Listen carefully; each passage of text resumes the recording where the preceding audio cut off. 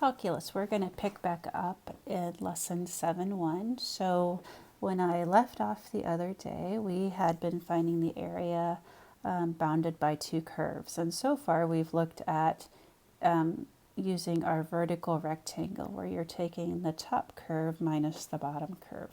So today we're going to look at some situations where when you have the two curves that intersect, they might produce two different areas that you're going to find, and you'll have to find the area of together, and then some where the rectangle is going to be going the opposite direction, which would be horizontal.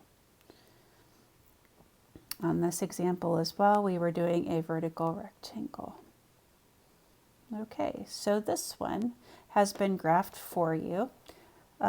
It's good to note that the curve in black is F and the curve in gray is G. All right, so you can tell that you have two areas. You have area A and area B. But as I look at the areas, I can see that area A has function F at the top and G at the bottom. But area B has G at the top and F at the bottom.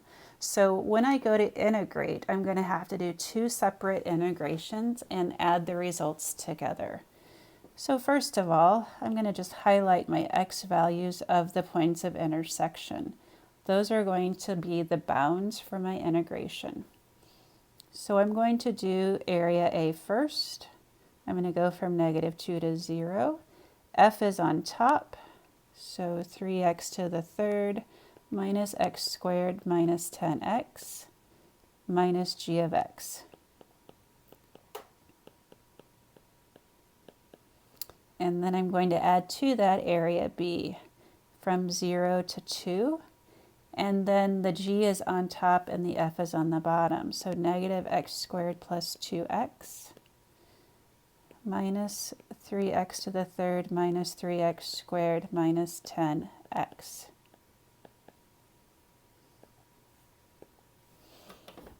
All right, we're going to clean that up next.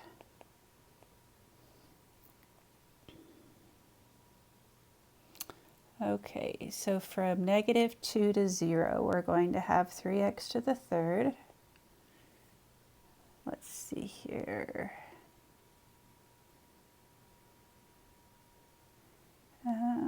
The x squared's added to 0, so minus 12x.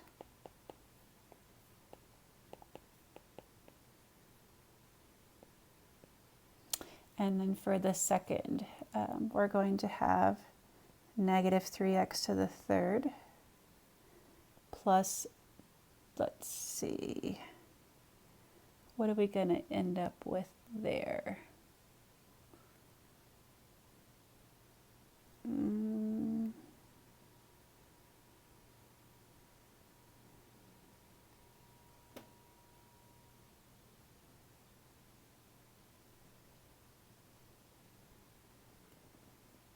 Oh, I see I have a mistake. I was relying on you guys to help me find that, but you're not there. Sorry. Okay. Plus 12x. Yeah, there we go. Now that matches my notes. Okay. Then we're going to integrate.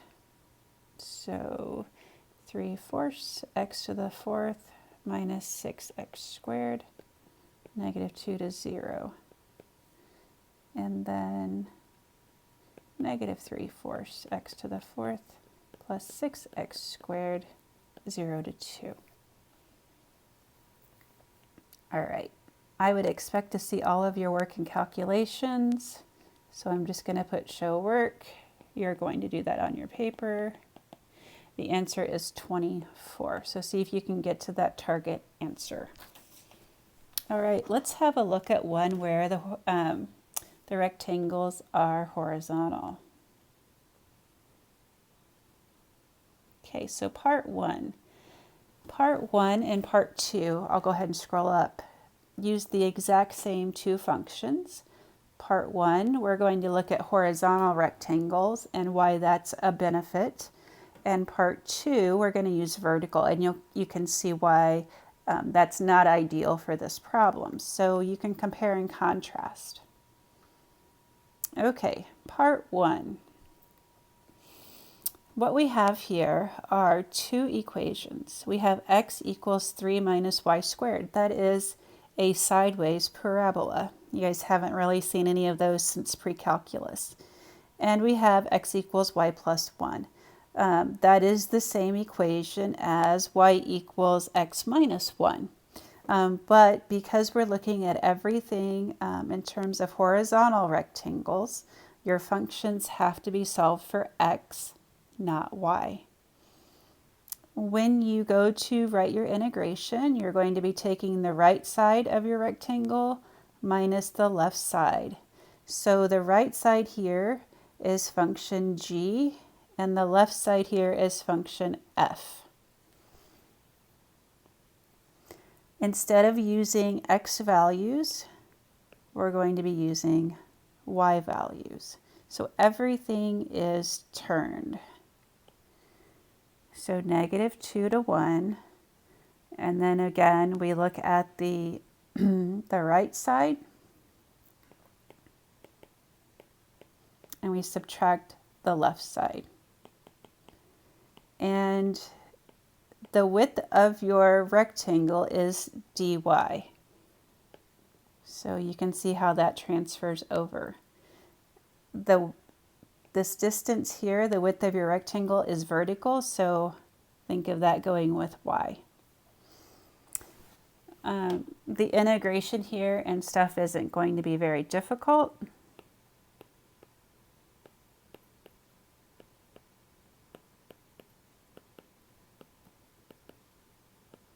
So that's what I'm going to be integrating, or what I'm going to be substituting in. Once you do that, so you're going to show your work. Can you tell I miss you guys? Your area is going to be 9/2. All right, so this problem I only had to integrate from left to right, but if I were to turn my rectangles vertically, you can see by this picture that the top function here is different than the top function here. So the top function here is different than here. So you're going to have two regions that you're finding the area of. So again, when you did horizontal, you only had to do one integration. If I turn the tables and do vertical, I'm going to have two integrations. One for area A and one for area B. I have to use two different rectangles because they have a different upper bound. Okay, so in order to figure these out, I'm going to have to get all of my functions solved for y. So that is going to be y equals x minus 1. Let's see.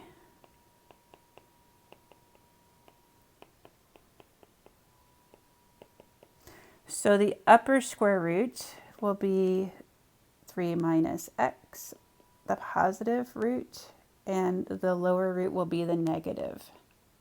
I believe that probably makes sense to you. All right, area A. Let's start with A. We're back to using x values. So I'm going to use my x values, points of intersection.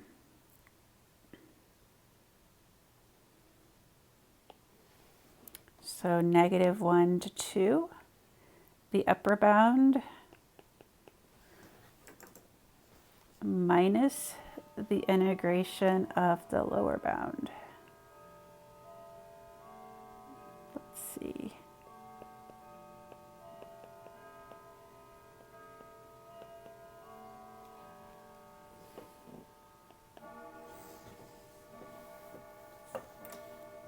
Okay.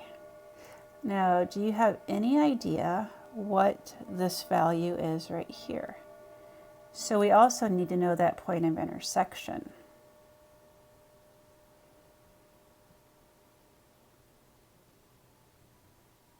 how would we go about finding it? Let's see here. This was y equals x minus 1. So x minus 1 squared equals 3 minus x. I'm just doing a little substitution here.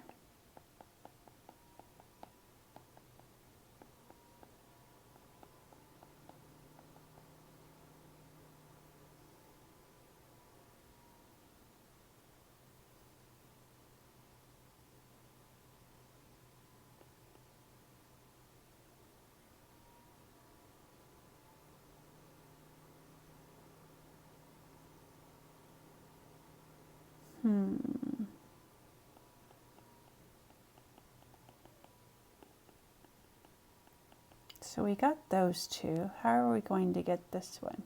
Oh, silly. It's the vertex of your parabola. It's that 3 right there. So that is 3, 0. Okay. So here we go. We're going to be going from 2 to 3.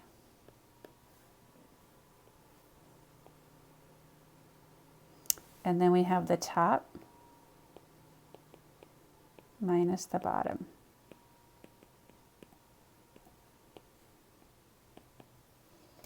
Okay, I'm going to pause my video right there so I can start a second one.